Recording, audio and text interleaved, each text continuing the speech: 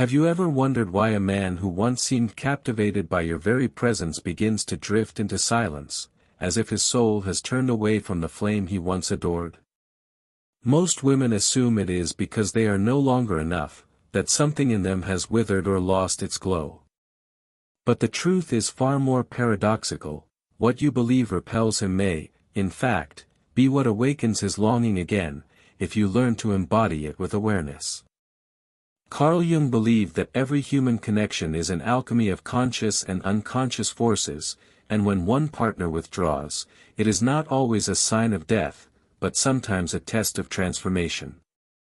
When a man begins to lose interest, what he is often retreating from is not you, but his own reflection that he cannot yet face.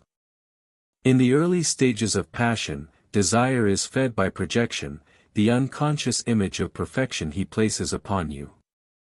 He does not see you as you are, but as a mirror for his hidden longings, his unspoken needs, the anima within him that he has never integrated.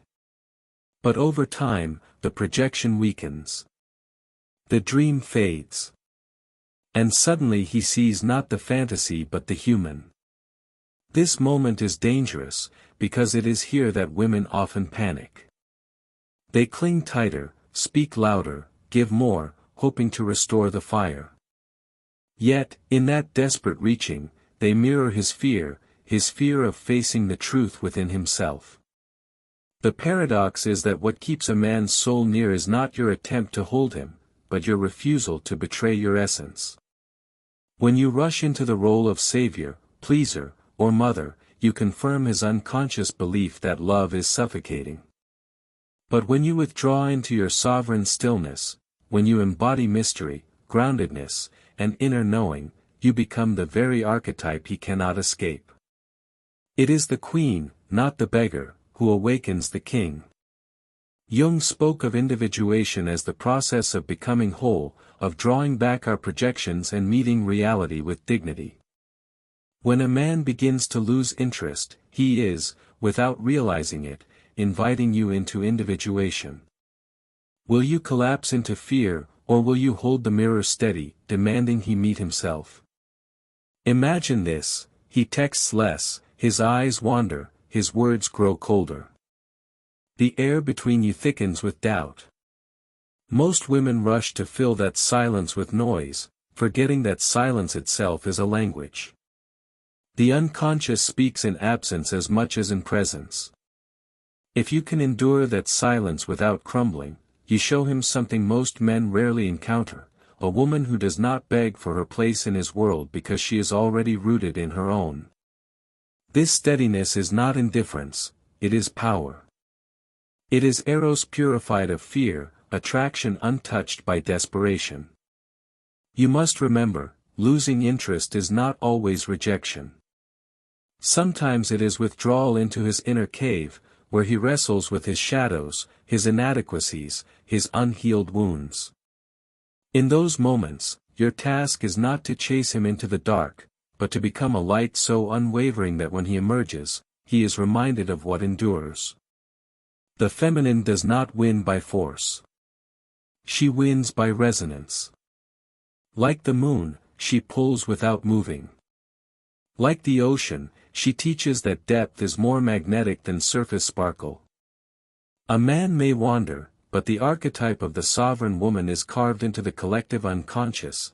He cannot unsee it once he has tasted it. So when he starts losing interest, do not lower yourself to regain him. Rise instead. Withdraw with grace, not bitterness. Invest in your own depths, not his distance.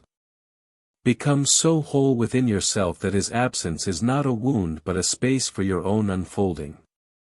Because here lies the deeper truth: what he fears most is not losing you, but discovering that you never truly needed him to begin with. When the first flames of desire begin to dim, many women interpret the cooling as abandonment. They enter a silent battle within themselves, oscillating between self-doubt and frantic effort. Yet, beneath the surface, something archetypal is unfolding, a dance that has played out since the beginning of human intimacy. The masculine often withdraws, not because the feminine is unworthy, but because he is being confronted by the parts of himself he has long repressed. This is the moment when his anima, the feminine principle within him, knocks upon the gates of his unconscious. It unsettles him. It exposes the fragility of his ego. And so, he retreats. He believes he is pulling away from you, but in truth, he is pulling away from himself. The danger lies in your reaction to this retreat. If you chase, you collapse into his unconscious narrative, confirming his suspicion that intimacy is suffocation. If you collapse, you affirm his belief that love is fragile, incapable of withstanding the void. But if you remain steady, unshaken in your essence, you embody the archetype of what Jung might call the integrated feminine, neither dependent nor detached, but grounded. This steadiness has the power to transform absence into magnetism. For when a man feels your lack of panic, he is faced with a mystery that no conquest or distraction can equal. Modern psychology explains this through the language of attachment. Anxious pursuit pushes the other further away, avoidant withdrawal deepens the chasm, but secure rootedness creates the conditions for reapproach. Yet Jungian depth psychology goes further. It teaches that the unconscious seeks balance, that every withdrawal contains the seed of return. Just as the tide recedes only to surge back with greater force, so too can masculine energy return when it encounters the immovable presence of the feminine. Your role is not to stop the tide, but to remain as the shore, constant, luminous, untouched by fear. Consider the archetype of Persephone, who is taken into the underworld. Many see her as a victim, yet the myth whispers something deeper. In her descent, she becomes queen of both worlds. She learns that darkness is not destruction but initiation.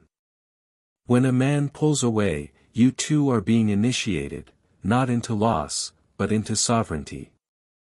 The question is whether you will resist this passage or embrace it as the moment of your crowning. And what of the man? His withdrawal is not solely rejection. It is confrontation with the shadow. In pulling back, he faces the hollowness that desire alone cannot fill. If you remain centered, you become the mirror he cannot shatter. He sees in you the reflection of a love that does not beg, that does not collapse, that simply is. This is not passivity, it is active presence, a stance that resonates with both Jungian individuation and Stoic philosophy. The Stoics taught that one cannot control another's actions, only one's own responses. To cling is to surrender sovereignty. To remain steady is to embody freedom. So ask yourself, what do you embody when he drifts away? Do you embody fear, turning love into a cage? Or do you embody mystery, reminding him that the feminine cannot be possessed, only invited? For men do not truly lose interest in a woman who has rooted herself in her essence. They may wander, but they return to what is eternal. The eternal feminine is not noise, but silence. Not grasping, but radiance. Not the fleeting spark, but the quiet fire that never burns out. And here lies the paradox: the less you chase, the more he feels the weight of your presence. The more you hold yourself, the more he realizes what he risks losing. Interest may fade in the superficial, but in the depths, true attraction is eternal.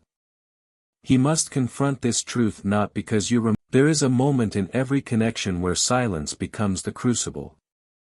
It is the space where two unconscious worlds collide, revealing truths that cannot be spoken but only endured. When a man begins to drift, his absence tests the feminine in the most primal way. Will she abandon herself in pursuit, or will she remain rooted in the soil of her own essence? It is here that the difference between attachment and attraction is revealed. Attachment pleads, bargains, and diminishes itself. Attraction withdraws into stillness, amplifying mystery.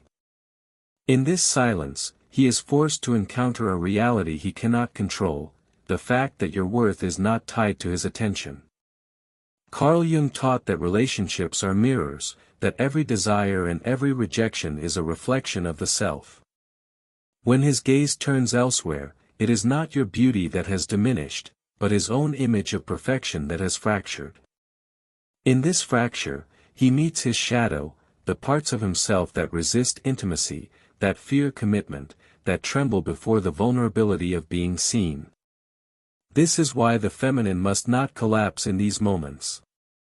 If you bend into desperation, you become a participant in his avoidance, confirming his unconscious suspicion that intimacy is too consuming, too costly. But if you remain still, you invite him to confront himself. Your stillness is the mirror he cannot escape. The paradox is striking: the more a woman grasps, the more she is unseen. But the more she releases, the more she becomes unforgettable. This is not a strategy of manipulation, but a truth woven into the psyche. The unconscious hungers for balance. Masculine energy, when it flees, secretly yearns to be magnetized back. Feminine energy, when it clings, disrupts this balance. Yet when it steadies itself, when it becomes immovable, it draws him back with a force greater than words. Jung described individuation as the process of becoming whole, and in love, wholeness emerges when both partners withdraw their projections. If he sees you not as savior, not as fantasy, but as sovereign, then desire is no longer a projection, but a recognition. Think of the ocean. It does not chase the tide when it pulls away. It waits, vast and unmoved, knowing the water must return. This is the rhythm of intimacy too. If he pulls back, do not run into the waves. Stand at the shore, radiant in your own being, and let him feel the absence of your warmth. In that absence, he meets his hunger. In that distance, he remembers what he cannot replace. Modern trauma psychology tells us that many men carry unhealed wounds from childhood, abandonment, shame, the terror of inadequacy. When closeness becomes too real, they retreat not because they no longer care, but because they fear being consumed or exposed. If you chase, you reenact the very smothering they fear. But if you allow space, you teach them that love can exist without chains. This is healing. This is attraction purified of fear. So ask yourself, when he begins to lose interest, will you play the role of the anxious child, chasing validation? Or will you embody the archetype of the woman who holds her ground, who understands that longing cannot be forced, only invited? The sovereign woman does not crumble under silence. She listens to it, lets it wash over her, and emerges more luminous. This is the paradox he cannot resist.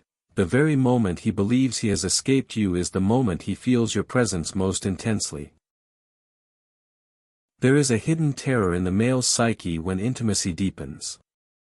At first, he is intoxicated by the projection he casts upon the woman before him.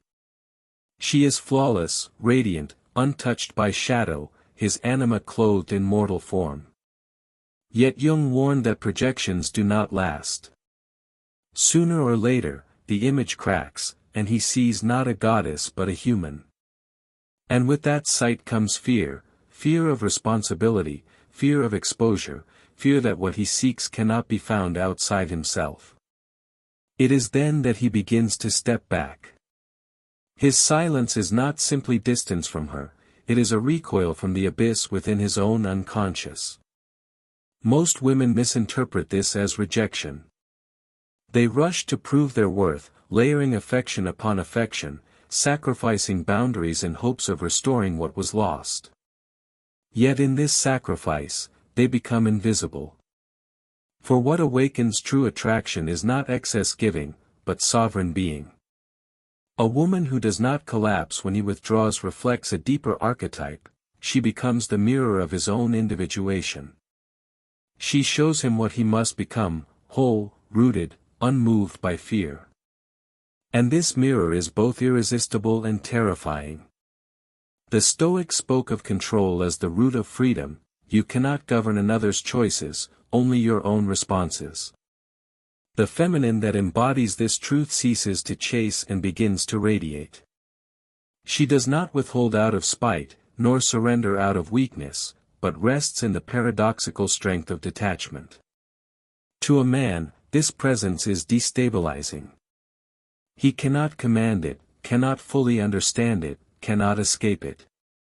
It awakens in him the memory of the eternal feminine, the archetype that Jung saw as central to the male unconscious. He begins to sense that her value lies not in what she gives to him, but in what she is within herself. Consider the myth of Inanna, the Sumerian goddess who descends into the underworld.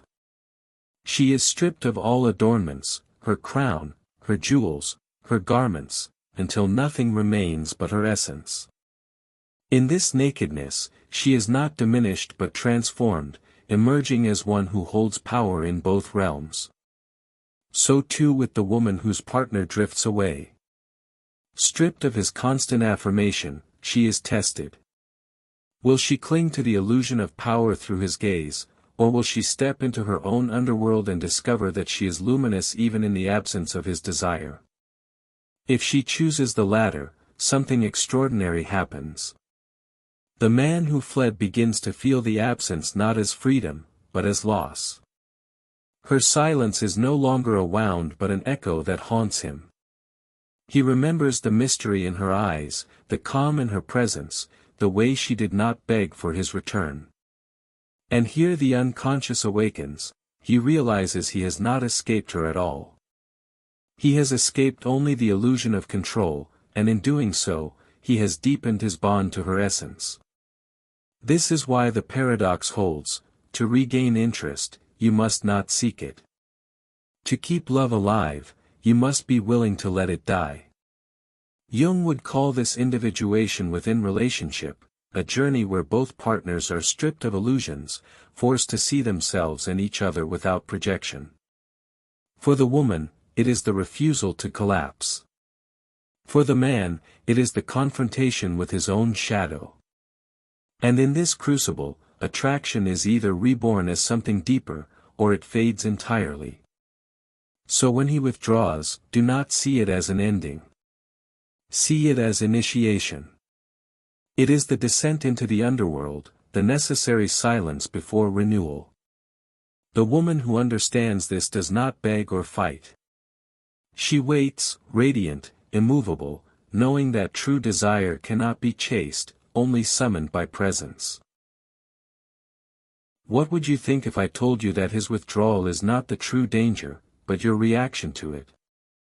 The storm is not in his silence, it is in the way your mind interprets that silence.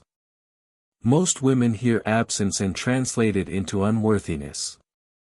They spiral into the ancient wound of abandonment, believing they must chase, soothe, and repair what is breaking. But here is the deeper truth: when you leap into pursuit, you do not rescue the bond, you dissolve the very magnetism that once held him near.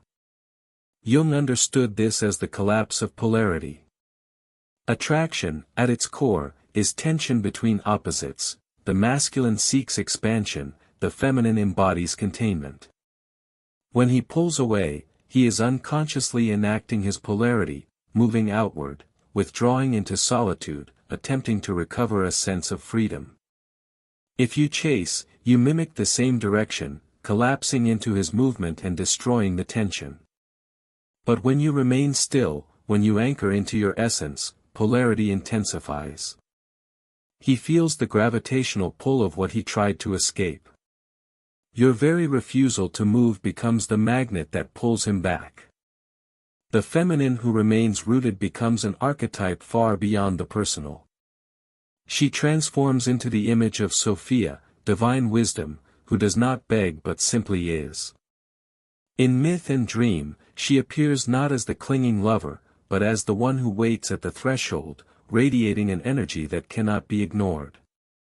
Men encounter her in their unconscious as the anima figure, the elusive presence that reminds them of their incompleteness.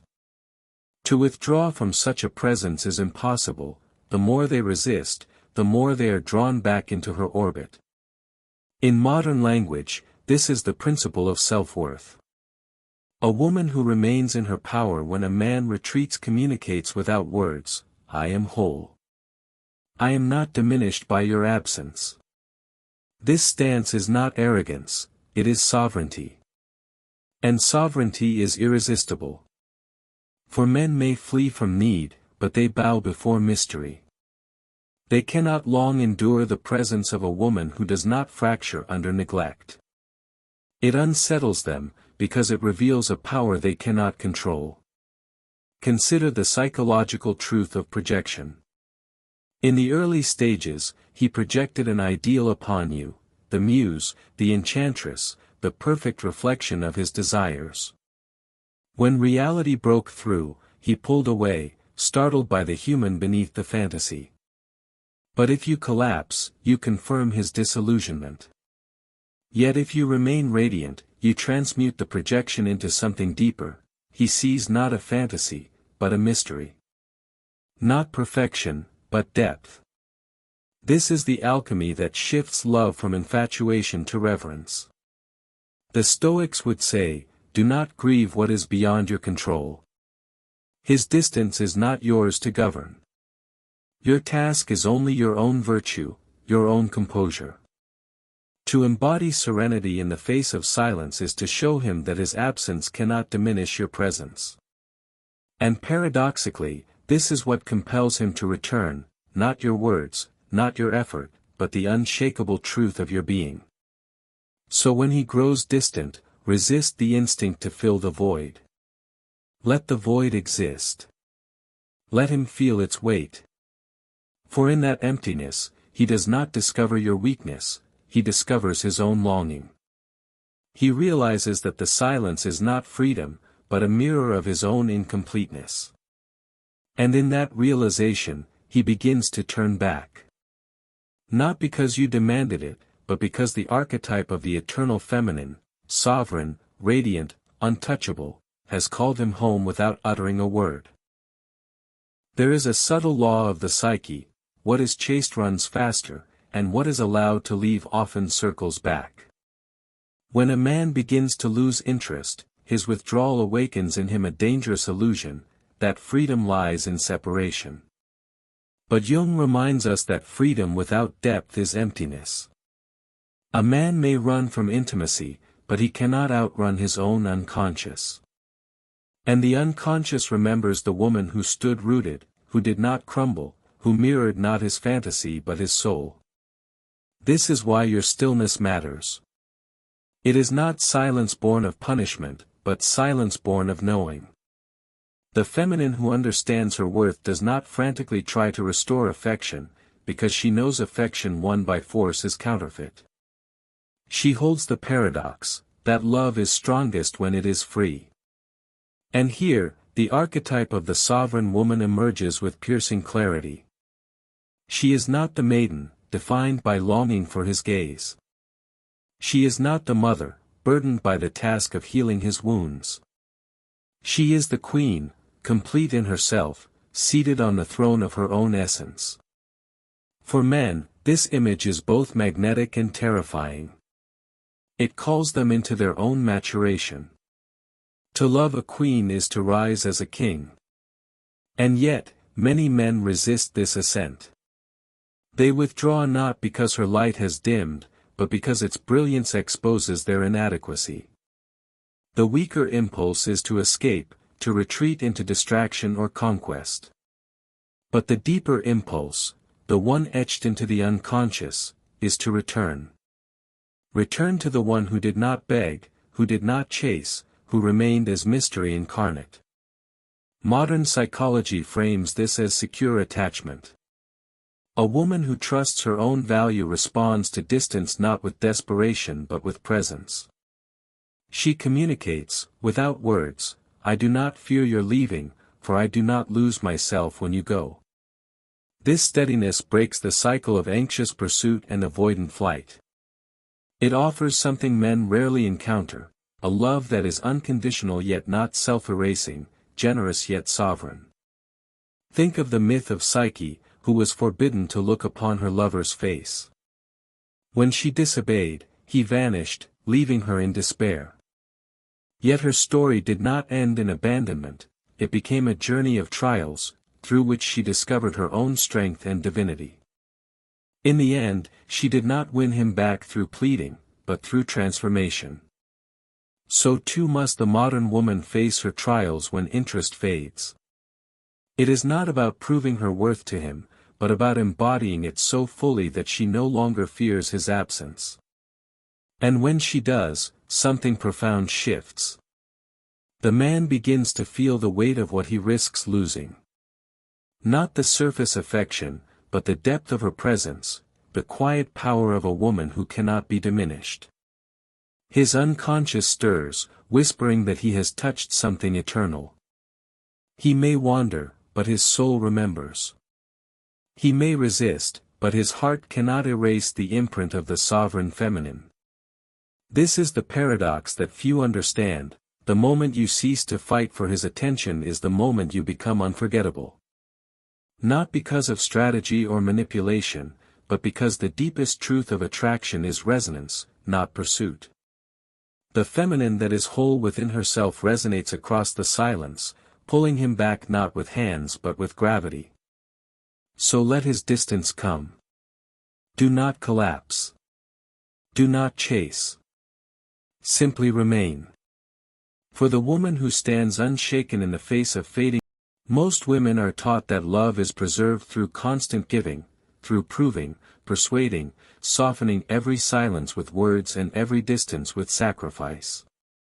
Yet Jung would argue the opposite, that what is most alluring, most magnetic, is not endless giving but unyielding being. When a man begins to lose interest, the instinct to pour more into the bond is precisely what empties it. It smothers the polarity, replacing mystery with predictability, and desire with obligation. The woman who transcends this trap does so not by closing herself, but by embodying a depth he cannot exhaust. The unconscious longs for what it cannot fully grasp. This is why men pursue, why they are drawn to the feminine not as an answer but as an enigma. When you collapse into anxiety, you transform into clarity too soon, you strip away the very mystery that sustains desire. But when you remain spacious, whole, luminous even in silence, you remind him of the eternal feminine, an archetype not of need but of infinity. He cannot contain it, and thus, he cannot forget it. Here lies the deeper psychological truth: his drifting is not the end, but the mirror of his own incompleteness. Jung described how the anima in the male psyche acts as a guide, a whisper of his inner depths. When he withdraws from you, he is often withdrawing from her, from the feminine within himself he has not yet integrated. Your task is not to rescue him from this journey. It is to stand as the external reflection of what he resists. If you chase, you steal the lesson from him. If you wait in sovereignty, you allow him to face it. And what of the fear that lingers in you, the terror that his absence means your inadequacy? This fear is not born from him but from your shadow. It is the echo of old wounds, the child within who once equated silence with rejection. To meet his withdrawal with strength is to heal this wound within yourself. It is shadow work incarnate, refusing to let old patterns dictate new realities. In this way, his fading interest becomes not your downfall but your initiation.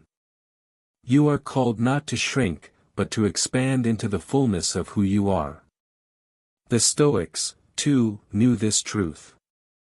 Marcus Aurelius wrote that one's worth does not diminish with another's blindness to it. A diamond does not lose value if unseen in the dark. So it is with you. His drifting gaze does not change your radiance, it only reveals his blindness. And when blindness passes, as it often does, he will remember, not the woman who begged for recognition, but the woman who remained unshaken when unseen. Imagine him months from now, recalling your presence. Not the words you spoke, not the desperate pleas, but the stillness with which you carried yourself. That stillness becomes the haunting, the silent gravity that no distraction can erase. Men do not forget the woman who did not chase. They forget the ones who tried too hard to be remembered. And here, the paradox closes on itself: what you think will save the bond, effort, sacrifice, convincing, is precisely what dissolves it. What you fear will lose him, silence, stillness, detachment, is what allows his unconscious to awaken and return.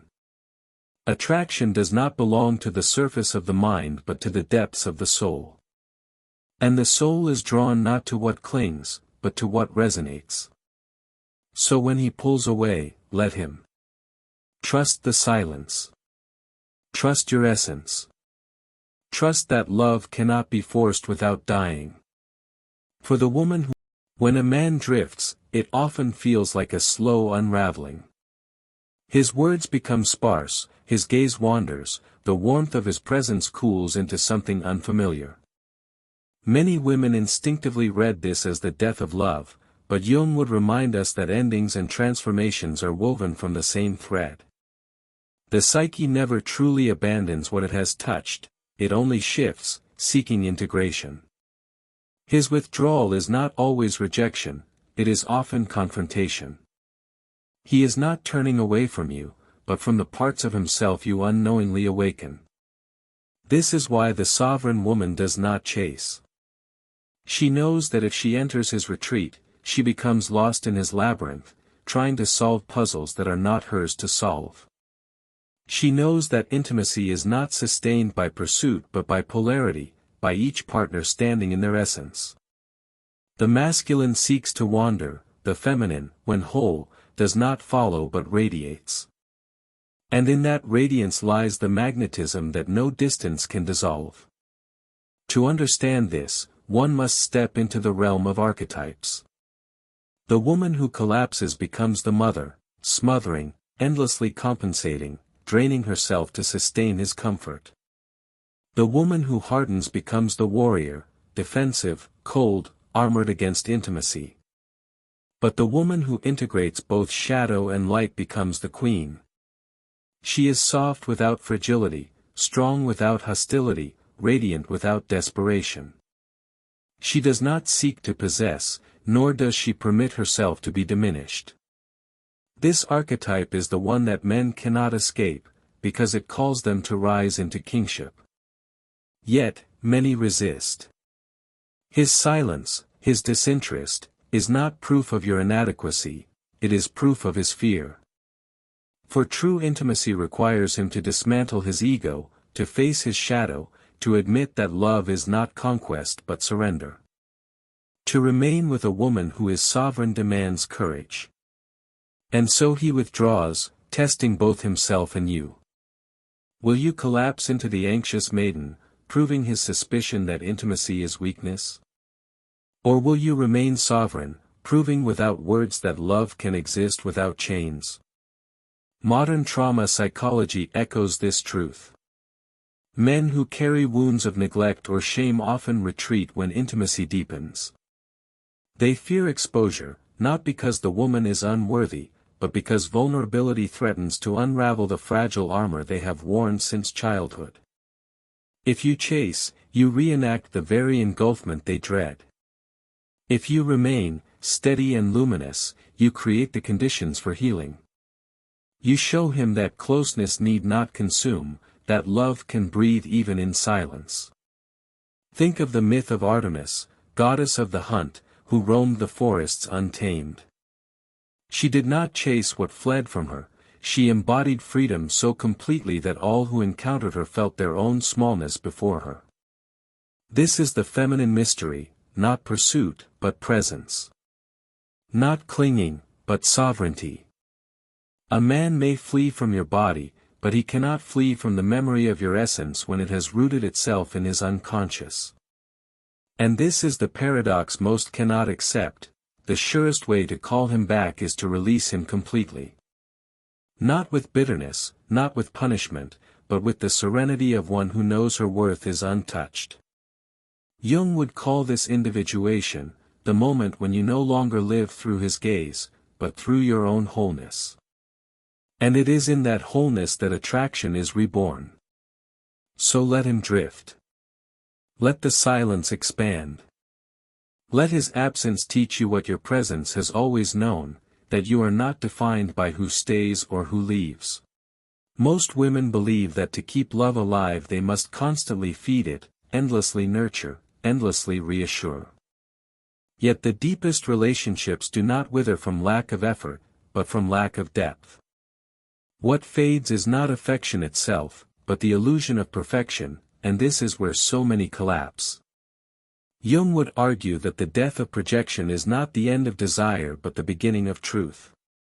When he stops seeing you as the flawless image of his anima, he begins to see you as you are. This is not a curse, it is the only ground on which real intimacy can grow. But here lies the test. When he retreats into his silence, he is retreating into the space between fantasy and reality. If you panic, you attempt to pull him back into illusion, smothering the bond with desperation. If you harden, you sever the thread entirely. But if you remain radiant in your essence, you teach him something he has never known, that love can survive without masks, that attraction does not require illusion, that the feminine can be both mystery and truth. The sovereign woman does not negotiate with distance. She does not beg for explanations or barter with affection. She embodies the paradox of presence. She can love deeply without losing herself, she can release without abandoning, she can stand still while the tide recedes, knowing the ocean always returns. This paradox is what the masculine psyche cannot resist. For while his conscious mind tells him he is free in absence, his unconscious knows he is bound by the gravity of what he cannot possess. The Stoics understood that power lies not in clinging but in acceptance. Epictetus wrote that we suffer not from events, but from the way we interpret them. So too in love, the wound is not in his withdrawal, but in your belief that it defines your worth. When you meet his silence without fear, you dismantle centuries of conditioning that told women their value lived in a man's gaze. You become untouchable, not cold, not indifferent, but free. And freedom is the essence of attraction. Think of the myth of the siren, whose song lured sailors not through pursuit, but through resonance. She did not chase the ships, she remained on her rock, singing the truth of her being. Men could not resist because the sound stirred something in their depths. This is the feminine principle in its purest form, magnetism, not pursuit. When you embody it, his fading interest is not the end of love but the testing of it. He discovers that he cannot drown the echo of your presence, no matter how far he sails. And yet, the true victory is not his return. The true victory is the transformation within you. His absence becomes your initiation into wholeness. You discover that you can withstand silence without fracturing, that you can be unseen without losing radiance, that you can love without chasing. This is shadow work in its rawest form, meeting the old wound of abandonment and refusing to bow before it. You no longer need him to prove your worth, because you have unearthed it in the silence of his retreat. And when he returns, as many do, it will not be because you begged or performed, but because you revealed to him what he could not find elsewhere, a woman who is sovereign, a woman who loves without chains, a woman who does not collapse when unseen. He will return not to the fantasy he once projected, but to the mystery that cannot be destroyed. This is the final paradox, the moment you no longer need him is the moment he cannot forget you. And whether he stays or goes, you remain whole. For the true secret is not how to keep his interest, but how to keep your essence unbroken. The final descent into this truth is not about him at all, it is about you. His silence, his fading interest, his drifting eyes were never a measure of your worth, they were only a mirror of his own incompleteness. Jung taught that what unsettles us in others is often the projection of our own shadow. His withdrawal, then, is the shadow of his fear, his inadequacy, his inability to stand before intimacy without armor. And yet, what often wounds women most is not his absence, but the forgotten truth that their worth is eternal, untouchable, and sovereign. When you stop chasing, you do more than preserve dignity, you reclaim your archetypal power. You step into the image of the woman who cannot be reduced to longing, who cannot be diminished by neglect. You become the embodiment of individuation itself, whole, radiant, and complete. This is not indifference. It is not bitterness. It is freedom. For when you stop clinging, you no longer need his interest to define your beauty. You see yourself as you truly are, both shadow and light, chaos and order, tenderness and strength. And in that fullness, no man's absence can fracture you. The paradox deepens here.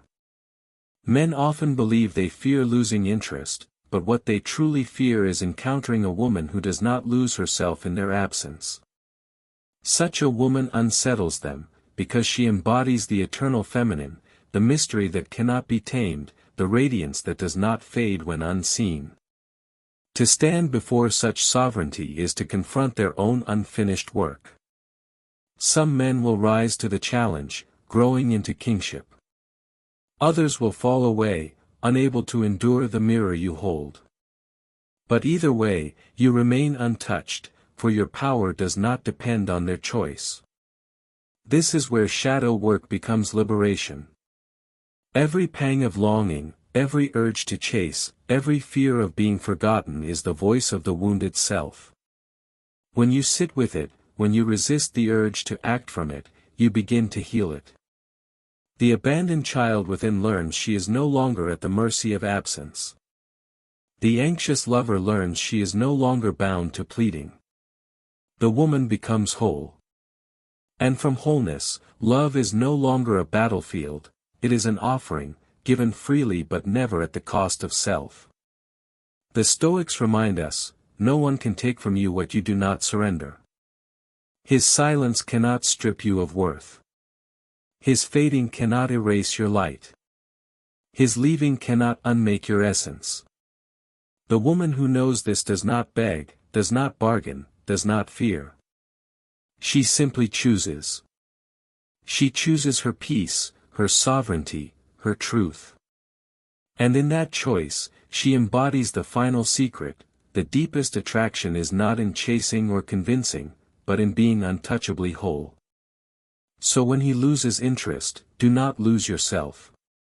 When he withdraws, remain radiant. When he forgets, remember who you are. For love is not sustained by clinging, it is sustained by freedom, by polarity, by the mystery of two souls meeting without chains. If he rises, let him meet you as an equal. If he falls, let him go without bitterness.